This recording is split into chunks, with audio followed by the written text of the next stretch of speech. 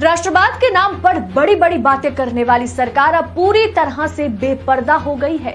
जिस सेना के नाम पर मोदी जी 2014 के बाद 2019 में प्रचंड बहुमत के साथ चुनाव जीते, आज उसी सेना पर लिए गए एक फैसले ने मोदी सरकार की नीयत पर ही सवाल पैदा कर दिया। हर चीज का जब प्राइवेटाइजेशन हो ही रहा है तो सेना ही क्यों बाकी रहे?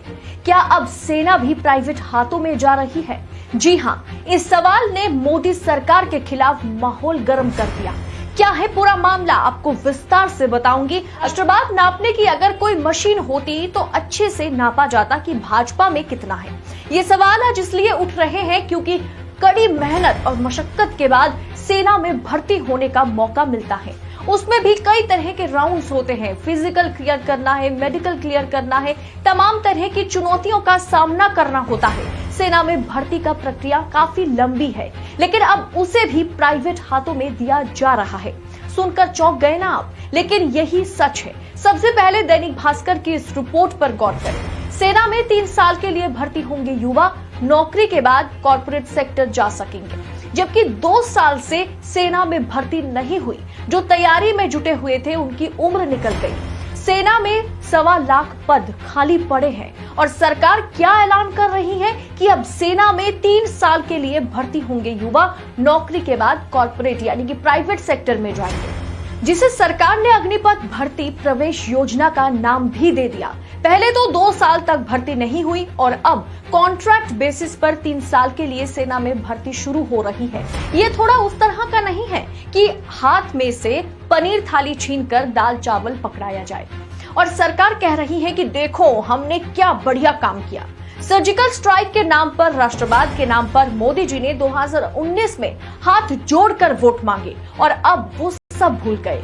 और इस अग्निपथ में जो जवान भर्ती होंगे उन्हें अग्निवीर का नाम दिया गया, लेकिन ये अग्निवीर केवल 3 साल के लिए देश के लिए काम कर पाएंगे। उसके बाद सरकारी नौकरी, और वैसे भी सरकारी नौकरी तो है नहीं, तो प्राइवेट कंपनी में काम करना उन्हें होगा।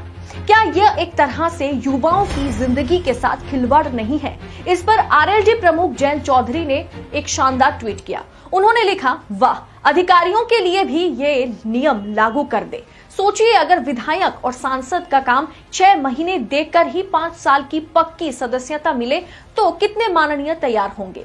यही बात है, जहां परफॉर्मेंस चेक करने की जरूरत है, जहां सबसे ज्यादा परफॉर्मेंस चेक करने की जरूरत है, वहां तो घपलेबाजी चल रहे हैं। इतनी मेहनत मशक्कत के बाद 3 साल के लिए सेना में नौकरी, कॉन्ट्रैक्ट के बेसिस पर नौकरी सेना में, क्या यह सुरक्षा के साथ खिलवाड़ नहीं है? क्या ये युवाओं के फ्यूचर के साथ मजाक नहीं है? लेकिन हाँ, ये एक तरह से अच्छी बात भी है कि 3 साल तक परफॉर्मेंस देखकर उन्हें परमानेंट किया जाएगा। परफॉर्मेंस अच्छी नहीं हुई तो उन्हें प्राइवेट नौकरी में धकेल दिया जाएगा। क्या उन्हें बाहर नौकरी मिलेगी? क्या उन पर एक तरह से ये धब्बा नहीं लग जाएगा? आप तो सेना में अनफिट हैं, तभी तो आपको सेना से निकाल दिया गया। इस मुद्दे पर तमाम सवाल खड़ा हो रहा है।